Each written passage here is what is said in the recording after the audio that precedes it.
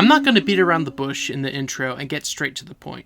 Fionna and Cake is a fantastic show that is not only an excellent addition to the universe of Adventure Time, but also stands on its own as an equally good piece of media. 2023 was a year where most of the pop culture media I decided to watch was either incredibly bland or comically infuriating and stupid. But Fionna and Cake stands alongside a handful of others that shows how good media can be when it's well written. And in a year where we had the longest writer's strike since the 2000s, it's more important than ever to put good writing on a pedestal and discuss how exactly it works. This video was going to be completely different when I initially had the idea to make it in August of last year. Originally, I was going to compare it to Ahsoka, as both shows aired around the same time and both had a lot of similarities. Both shows were about female characters from popular media from a lot of people's childhoods, and they were telling new stories that either followed up on ideas from the original series or explored familiar characters in new ways. But it was while I was working on the script for that original video idea that I realized something about how I felt about Ahsoka. In comparison, it is a much worse series that utterly fails in anything that would make it worth comparing to Fionna and Cake. It is a show that is so uninterested in following Ahsoka as a protagonist and as a character that the interesting themes and ideas that a better series would be focused on are crammed into a single episode full of pretentious dialogue and bland fan service. Obi-Wan taught me we were keepers of the peace. Is that all I'll have to teach my own Padawan one day? How to fight? It genuinely feels like Dave Filoni put more effort into giving characters wolf names or naming 3 shallow extras after the Greek fates than he did into making characters anybody other than himself would enjoy. I don't think it's an exaggeration to say that things like the wolf friendship gives these characters more life than the show itself does. David Tennant is pretty good though. I like seeing him on screen. Shut the power down. I don't want to go. So now that this video is centrally focused on what I think the better of these two shows are, though there will be some comparisons to contrast the two, I can now delve more deeply into why the Fionna and Cake show exists, what makes it so great, and the show's central ideas and themes. And trust me, I have a lot to talk about because I love this show so much that I accidentally spent a month rewatching all of the Adventure Time shows. But obviously, the best place to start is discussing the original series itself. Just in case you need to get caught up to speed, Adventure Time is an animated TV series that was originally pitched to Nickelodeon by its creator, Pendleton Ward, but was eventually picked up by Cartoon Network. It ran for 10 seasons over the course of 18 years, and over that time, it went through a large amount of emotional growth. Adventure Time is a fundamentally silly show, but it is still able to deliver emotional gut punches like any Cartoon Network show worth its salt. One episode could be a funny filler story that doesn't add much to the overall plot, but fleshes out the world and the characters, and the next could be one with high stakes, or one that explores great emotional beats. Episodes like Simon and Marcy show that while this show can be goofy, when it decides to deal with serious themes and ideas in a mature way, the show soars. What especially adds to Adventure Time's emotional depth is how the story builds on itself as the show continues. For example, in Memory of a Memory, a throwaway plot point is Marceline breaking up with her boyfriend Ash because he sold her childhood toy Hambo. Oh, I sold that teddy bear that you love so much to a witch. That's the last straw, Ash. That's it. You're a psycho jerk and you ruined my life. But not all of it. It's over, you psycho! This moment gains an enormous amount of emotional weight when in I Remember You, it is established that Hambo was given to her by Simon, meaning that Hambo was her last connection to Simon before he was fully consumed by the crown. Even Simon and Marceline's connection was based purely on a throwaway joke of Ice King wearing a wig and singing one of her songs in Holly Jolly Secrets. The show does this level of connection so frequently that I would say it's one of Adventure Time's greatest strengths, and provides a lot of good food for thought. However, Adventure Time was cancelled, albeit due to a decline in viewership, with the show's final season ending in 2018, but it would receive a follow-up in the form of Adventure Time Distant Lands, a 4-episode miniseries following characters before and after the events of the main series, the idea for which was formulated when the show was originally ending. Now you might be asking, what does this have to do with Fionna and Cake? It's important to mention Adventure Time because these characters originate from it. Fionna and Cake were originally created by storyboard revisionist Natasha Alighieri as a series of drawings and webcomics that explore gender-swapped versions of the original characters. This was received so positively by fans that starting in Season 3, with their titular episode, Fionna and Cake would make frequent appearances in the show itself, with the episodes Fionna and Cake, Bad Little Boy, The Prince Who Wanted Everything, 5 Short Tables, and Fionna and Cake and Fionna. Within the main show, Fionna and Cake's gender-swapped universe exists in the form of fanfiction written mainly by the Ice King, but at several points, stories involving them have been written by other characters. Rebecca Sugar, one of the writers for Fionna and Cake, said in her personal blog in an entry about the show, "Personally, I wanted this episode to be a jab at, but also a huge celebration of, the feeling of being a fan, of allowing something completely ridiculous to make your heart tighten, or even in some small way, change how you feel about yourself." And this tracks with how the existence of Fionna and Cake functions within the episodes they appear in. Unlike other shows of the time that were either reluctant to accept their fan culture, or actively despised the people who loved the show the most, hey, what's this Sherlock footage doing here? The episodes featuring these characters are standalone stories instead of a setup and punchline. In the original episode that featured these two, the joke of the episode isn't that Ice King is pathetic because he writes fanfiction.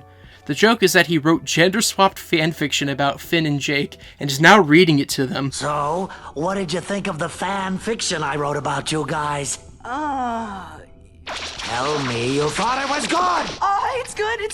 It's really good, dude, it was amazing! An important point about these episodes is that they aren't necessarily about Fionna and Cake themselves, but are rather more focused on the people writing about them. The original episode shows that while Fionna and Cake's world is static, and characters don't really grow or change like in the mainline series, the characters in this world are more adult. For example, Fionna's relationship with Prince Gumball is more romantic, while in the main series, Finn and Princess Bubblegum are only ever in a hero and princess relationship, with PB being Finn's first crush. The episode also contains a sliver of Ice King's self-hatred, because while Ice King would grow from being a joke villain of the week character to being one of the best written and tragic figures in the show, Ice Queen is never given the same emotional growth and is frozen in Ice King's original character. Bad Little Boy features a story created by Marceline, and since this episode takes place after I Remember You, it can be seen as her trying to reconnect with Ice King after the events of that episode. The story also contains a lot of her insecurities, embodied by the characters in the fanfic, like Gary actively resenting Marshall Lee. Honestly, I'm going in. Come join me when you want more polite company. Or the expression of the idea that Marshall is inherently evil. Did you think I was lying? I said I'm evil without even trying. The Prince Who Wanted Everything is just self-insert fanfiction written by LSP, created to manifest a hunky gender-swapped version of herself that sounds like he's voiced by Tim Curry. You care not about your personal appearance nor hygiene. 5 Short Tables is a parody of the 5 Short Graybles episodes, which are normally focused on several small stories with a similar theme, but this time, all 5 are written by Ice King instead of being shown to us by Cuber, the character who is normally the narrator that shows the audience these stories. Did you guess the secret theme? Tables! I'll never look at tables the same way again. Fionna and Cake and Fionna reveals that while Ice King writes stories about the duo, he is not their original creator, as they are beamed into his head while he's sleeping, which is revealed throughout the course of the episode by a rabbit lady who accidentally intercepted one of these stories. Most of the mentions of Fionna and Cake made outside of these episodes are Ice King's desperate attempts to turn them into living people that will love him unconditionally. My brilliant fantasies will now be real. Fionna, Cake, Marshall Lee, they'll all be living, breathing beings just like me. And to some extent, he has some knowledge that they are real. I know you're out there somewhere. I just haven't figured out how to get to you.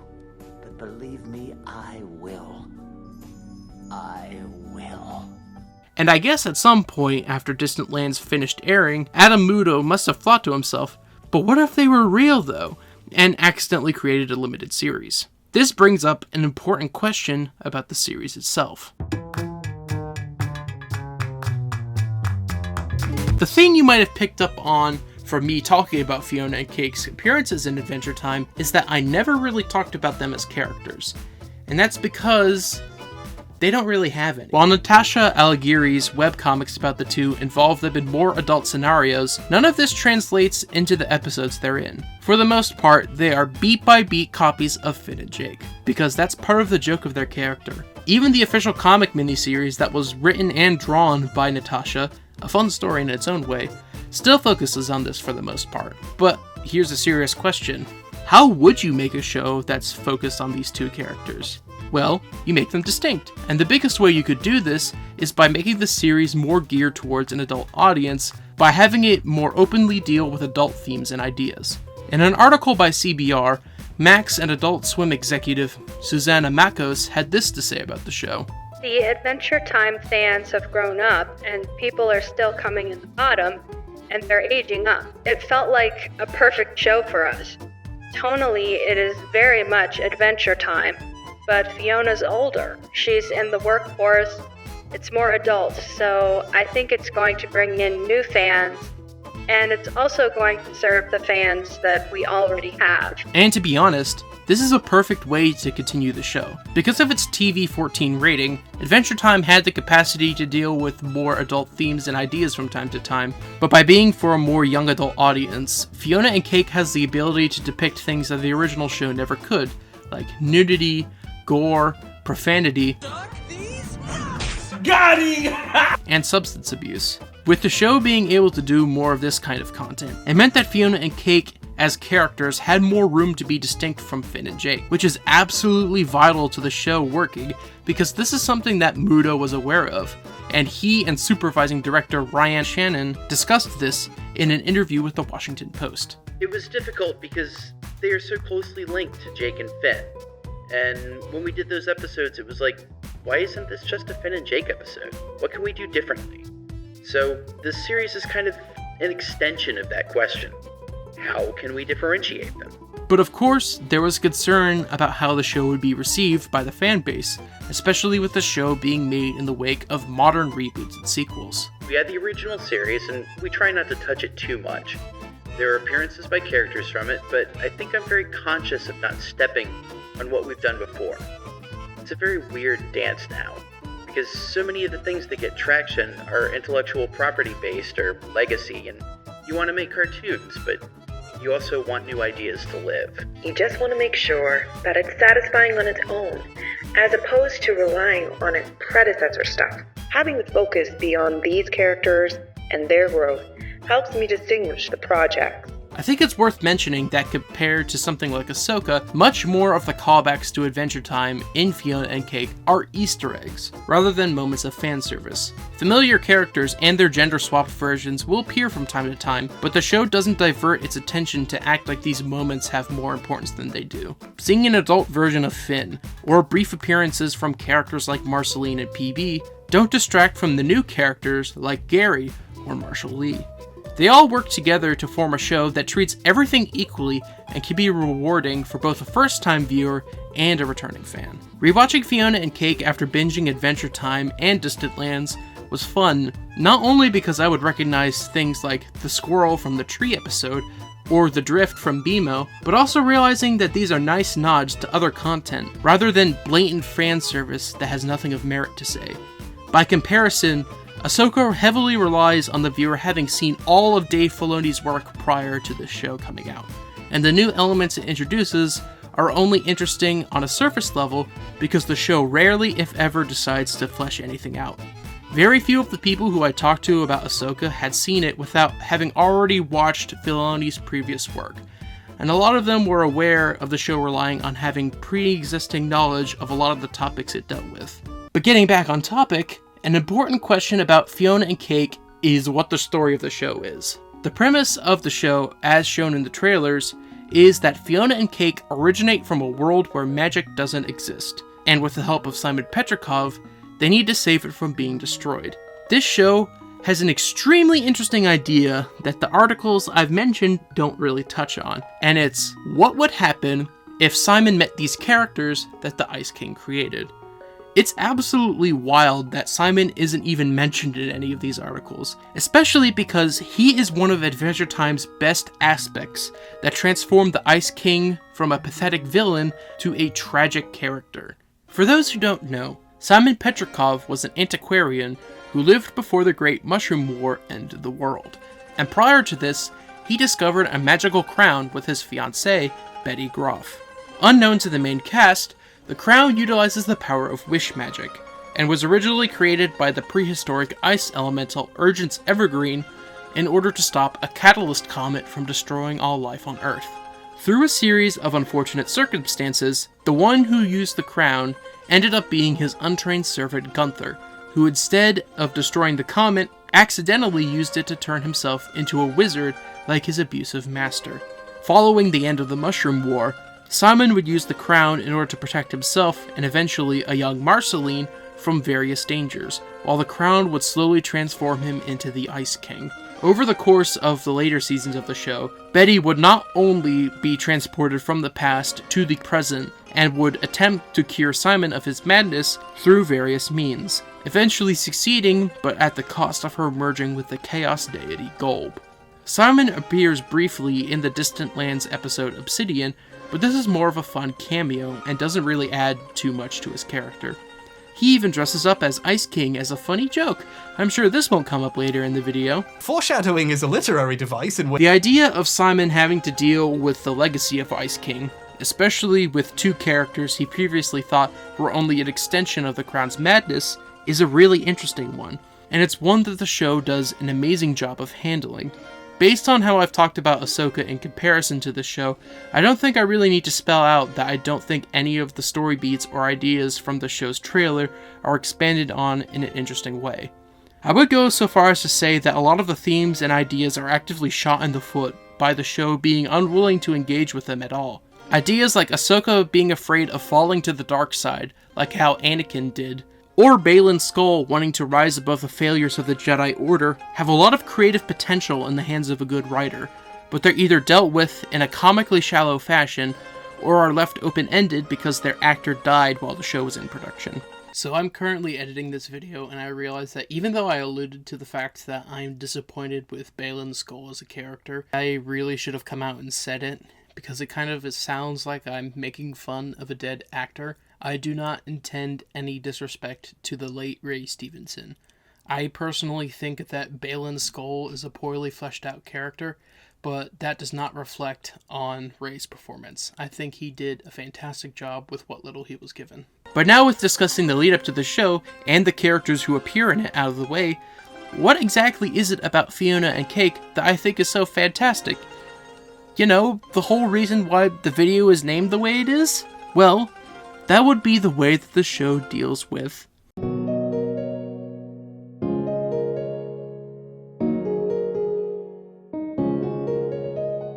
the overarching theme of Fionna and Cake is identity, and the resulting character growth, or lack thereof. All of the characters are searching for purpose in their lives, and it is the driving force of the show. This search for purpose is what separates Fionna and Cake from Finn and Jake. Finn has always been portrayed as a hero that will help anyone, no matter the size of their problem. And while there have been times that he's doubted himself or his resolve, this doesn't shake his belief in who he is and what he does. Jake, by contrast, is a goofy magical dog who is much more laid back than Finn is. But when the chips are down, he will help Finn because of their brotherly bond. Fionna and Cake don't have this familial connection, and that makes them much more distinct. In that Washington Post article, it mentions that Fionna is in her early 30s and is searching for her purpose in life. And in the show, this translates into her discovering that her world was once magical, and she was its hero. But obviously, she doesn't have the experience needed to exist in that world, and the show follows her having to deal with this and come to terms with it. Cake, by contrast, is much more animalistic than Jake is. When their world became unmagical, she became a normal cat. She is put into direct conflict with Fionna because of both of them having conflicting opinions on their world becoming magical again. But this raises a question. How exactly did their world become unmagical? So, remember when I mentioned that something was beaming Fionna and Cake's stories into Ice King's head? Turns out that something was Prismo, a wishmaster, and cosmic being who is friends with Jake. But that's not important. Because his job is to give monkey's paw style wishes to people, and sometimes those wishes create parallel universes, he isn't allowed to create things of his own, which means that his creation of fanfiction about Finn and Jake is highly illegal. So Fionna and Cake's universe is disconnected from Adventure Time's multiverse, and hidden in Ice King's head. However, when Simon was cured, this resulted in the world not only becoming unmagical, but also becoming much smaller, because Simon doesn't have the same storage capacity as Ice King. You were like a big, nutty hard drive. Characters from Fionna and Cake's universe will sometimes mention how small the city they live in is, and we even see how small it is in the show's finale. Fionna and Cake's world was a full-scale version of the Land of Oo, but now it's been downsized to a few city blocks. The reason why Fionna and Cake were able to leave Simon's head is that Simon has been attempting to contact Betty, or Goal Betty as her new form is referred to, which accidentally resulted in them being transported to the main setting of Adventure Time. This is when the main villain of the show is introduced. The Scarab is a cosmic being like Prismo, except his job is to keep other cosmic beings in line and arrest those who don't. Obviously, Prismo creating an entire universe is a pretty big no-no, and now the main characters are on a multiverse-spanning adventure in order to stop the Scarab from destroying them and their universe, and to return magic to it. And the first solution to this problem that they come to is that Simon needs to become Ice King again. This is where the show's main theme comes into play, because every important character in the show embodies it, even smaller one-off ones. Fionna and Cake's identities and character come into direct conflict the longer the show goes on. Although Fiona's dreams of a better life is what sets her on this journey, a key part of her growth is realizing that she doesn't have what it takes and comes to accept herself as she is. Cake, on the other hand, is trapped by her old life. When the world was magical, she was a hero that was Fiona's equal, but now she's a house cat. The debate on whether or not their world should be magical again is given further stakes thanks to Fiona's friendship with Simon. A key part of Fiona's character in Adventure Time was her romantic obsession with Ice King, something that is still a part of her that we see with her dreams of Ice Prince and her later fling with the Winter King. This is contrasted with her meeting Simon, who she is initially dismissive of. A big part of her emotional growth is overcoming this last bit of Ice King's influence on her, and coming to appreciate Simon for who he is. Their mission to return magic to her world is complicated by Fionna coming to understand the true extent of the crown's curse. This, combined with her becoming friends with Simon, eventually leads to her understanding the sacrifice he would have to make in order to help them, which is something she isn't willing to let him do. Simon, you can't change into that super sad guy. There's gotta be another way. Something. This is what eventually pushes her to accept her world for what it is. Cake takes much longer to come around to this perspective. Fionna, I am myself, like this. But after learning the limits of her magical abilities, it is something that she is more comfortable with, especially because she gets to keep her magical body. That sounded weird. Contrasted with Fionna and Cake is the Scarab. While they are still searching for who they are, and eventually come to terms with it, the Scarab is fully confident in who and what he is. He is a cosmic enforcer, and no crime is too small for him to intervene and do his job. This total commitment to his job makes him extremely unlikable to other cosmic beings. Scarab! All I was doing was playing games on my work PC, and you put me in a flippin' egg? But it makes him not only a dangerous threat to our protagonists, but also a counter-ideology. Because Fionna and Cake are from an unauthorized universe, that makes them not only contraband, but an active threat to the multiverse. When Scarab says things like, "You two are abominations, a disease." This isn't just him making a generic villainous threat, because it is true. Fionna and Cake do have a negative effect on the universes they visit, as they can cause things to glitch. This could be as small as changing an inanimate object, to as large as killing other characters outright. The Scarab doesn't value the lives of the main characters because he doesn't even consider them to be individuals worthy of life. He only sees them as an invasive force that needs to be purged. Villains who are presented as characters first and antagonists second add a lot of weight to the stories they appear in, and the Scarab is a perfect example of this. I'm gonna tear down Prismo's precious sandcastle with my bare hands! But the character whose emotional journey is the most important is Simon's. While Fionna and Cake's story is what pushes the plot forwards, it is Simon's emotional growth that defines the narrative. After the events of Adventure Time, Simon is a character who struggles with intense depression as the result of existing in the land of Oo. Now that he is no longer the Ice King, he doesn't fit in with this world. Even the other humans are so advanced they might as well be magical, and this only worsens his feelings. The scene where he calls Marceline and tries to have a conversation with her is great at conveying how disconnected he feels from this world, because he can only briefly connect with someone who understands him to an extent. Finn's attempts to help him with questing as a form of self-therapy, something he would do a lot at Adventure Time to try and help other characters, only seems to confirm to Simon that he doesn't belong.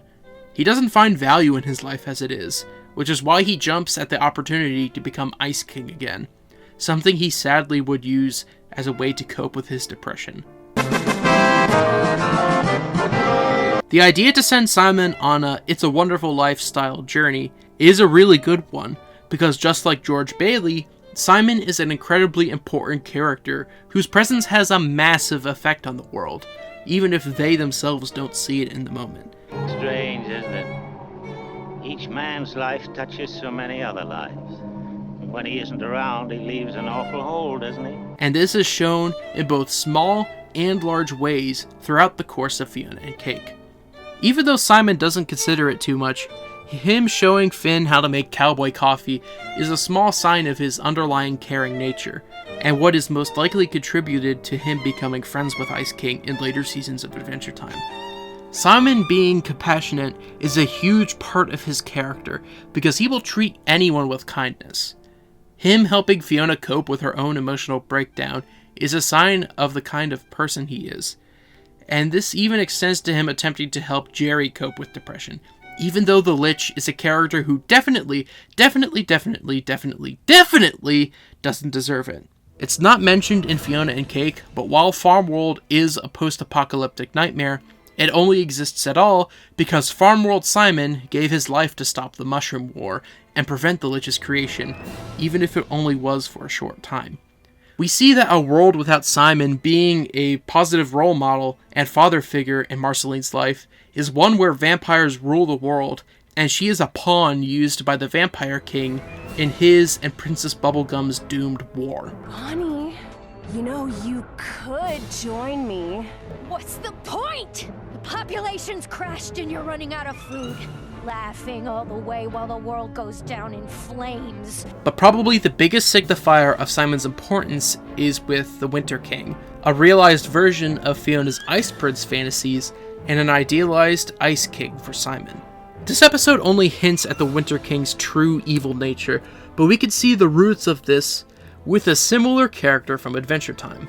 Ricardio at your service. Ricardio is a version of the Ice King who is seemingly more intelligent and competent, but has no morals or qualms about his evil. Now I'm going to cut out Princess Bubblegum's heart and make out with it. Similarly, Winter King is a version of Ice King without the drawbacks of the Crown's curse.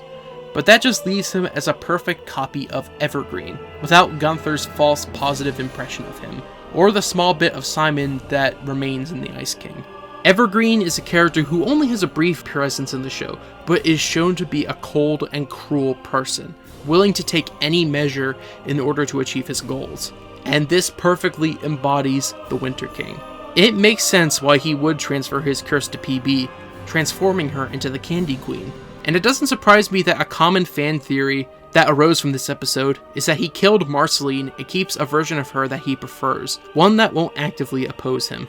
This version of Simon isn't only evil because he's more like the character that originally created the crown, but because there are none of Simon's redeeming qualities left in him. It's never outright stated, but it is shown that in Adventure Time, the crown's curse mimics aspects of the people who've worn it.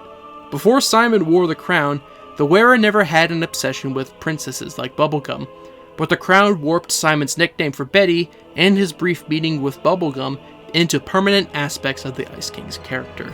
Without Simon's presence within the crown, or Gunther's initial wish, it just makes its wearer a more twisted version of Evergreen. Like the Winter King, Jerry is an important figure for Simon to meet. In Adventure Time, the Lich is a character who not only knows that he's a one-dimensional character, but revels in it. You're so evil it's boring! You're basic, man! Yes. While the mortal world doubts and questions, I know exactly what I am. I am the ceaseless wheel, the last scholar of gold. I am your doom. But Jerry is a version of a Lich who achieved his goals, but is incapable of understanding why he feels no satisfaction in winning. In succeeding, I lost all purpose. Why? Why must this be? Which eventually leads to him getting cubed. His rejection and punishment by Golb being the ultimate signifier of the ideology he claims to adhere to. If chaos and destruction truly matters, then not even the Lich's success has any meaning. It's an important moment because even before reading Caspar and Nova in the distant future, which chronicles Betty's perspective of her attempts to save him, it demonstrates to Simon that even if he becomes Ice King again, it won't truly bring him any happiness or purpose. Even though he wants to make this choice to save Fionna and Cake's world, it's ultimately a selfish one that would undo everything Betty did to save him. It's even seen in Fionna and Cake's shared nightmare, with Simon being literally fridged in order to fix their world. It won't bring real change, and instead might make things worse. Like Gunther's imaginary version of Evergreen, Simon's memories of Betty are seen through rose-tinted glasses, and it's not until experiencing a story based on his and Betty's relationship that he comes to a more complete understanding of what she had to do to save him. It is at this point that Simon not only realizes his own importance and the weight of Betty's sacrifice, but he finally rejects the crown of his own free will. Simon ends the series with a newfound appreciation for his life, and a greater appreciation of how he has and can continue to help others. I think that the theme of identity is best signified by the dandelion. It's mentioned offhand by Hunter in the first episode of the show, but dandelions are seen as weeds, an invasive plant that ruins yards that needs to be removed in order for things to return to normal. This is the perspective held by the Scarab. He cannot view Fionna and Cake and their universe as anything other than parasitic, which is why he tries to destroy it even after it's canonized. But viewing dandelions as weeds is just one perspective. Dandelions are actually a type of wildflower, and have a number of benefits such as serving as a food source for animals, attraction for pollinating insects, releasing a form of gas that helps fruit to ripen, and even have a history of being used as medicine. Just because Fionna and Cake's universe isn't conventional doesn't mean that it doesn't deserve to exist. This perfectly complements the returning themes of fate and destiny that were prominent in Adventure Time. There will always be versions of Simon that become the Ice King. There will always be versions of PB and Marcy that fall in love, and they will go through both good and bad times. There will always be versions of Finn that are heroic in one way or the other. A big moment of growth for the protagonists is them learning to accept themselves and their lives. Not only do Fionna and Cake come to accept their universe as a weird combination of magical and non-magical elements, Simon comes to accept not only his own life, but can learn to forgive himself for Betty's sacrifice. This is symbolized not only by Simon going on to live the rest of his life to the fullest, but now Fionna and Cake's universe is a large city full of characters with newfound appreciation for life. I cannot imagine a more perfect ending, not only for these characters, but for the show as well.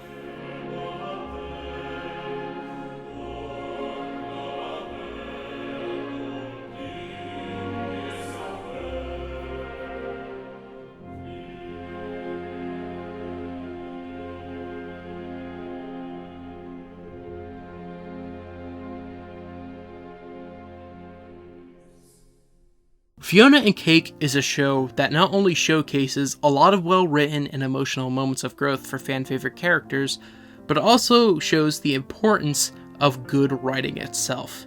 It's kind of why I'm glad I dropped the aspect of directly comparing the show to Ahsoka, because a lot of that video's runtime would have been wasted on complaining about a comparatively worse show, when it could have been focused on showing why the writing of Fionna and Cake was so good. It's a show that's heart and soul is about the growth and development of its characters, while Ahsoka plainly isn't. It is one of many live-action Star Wars shows that aren't secure enough to actually focus on their leads and develop them as characters, and instead coast off the fact that people will support them regardless of quality. I find it embarrassing that not only is Ahsoka getting a second season at all, but that Dave Filoni was promoted to being Lucasfilm's chief creative officer shortly after the first season finished airing, seemingly being rewarded for creating a self-indulgent and poorly written show.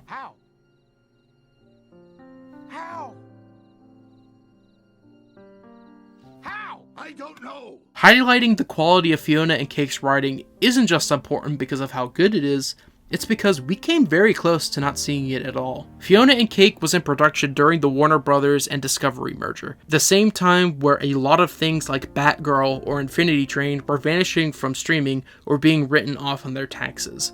Even the person who greenlit Fionna and Cake in the first place lost their job in the layoffs that happened in the company at this time. In a Variety article about the subject, Adam Muto discussed the anxiety faced by the crew during production at this time. Since our show was already in production, it was already cooking, so we couldn't really shift it at that point. But we were watching a lot of projects around us just get crushed by a rock. You keep going, rocks are falling around you. It just felt so arbitrary that there was nothing really we could do. We couldn't navigate, we could only hope that whatever we were working on fell in line with what their strategy was, because it was so opaque a process. We may have only gotten Fionna and Cake because to corporate suits, it was more appealing because it's not only a show based on a pre-established property, but also because it being animated meant that it was relatively cheaper to produce compared to a live-action series. But Fionna and Cake isn't good just because it's more Adventure Time content. It's a good show because it continues the stories of characters in interesting and well-written ways. It presents new ideas that are just as good as those in the original show. Now more than ever, when companies are looking to streamline the process of media creation to the point where writers could be replaced with artificial intelligence, it's important to showcase why writers are a key piece in improving a show's quality. While Fionna and Cake has been renewed for a second season, given that the first season had a good chance of not coming out at all, I think it's fair to be concerned that it might get canned during another merger. Personally, the writing of the show is good enough that I would be content with either a second season or the show ending on the note it did. In the show's own words, it was a wonderful experience, and I will be thinking about this show and its wonderful writing for a long time after. Come along with me, and the butterflies and bees, we can wander through the forest and do so as we please.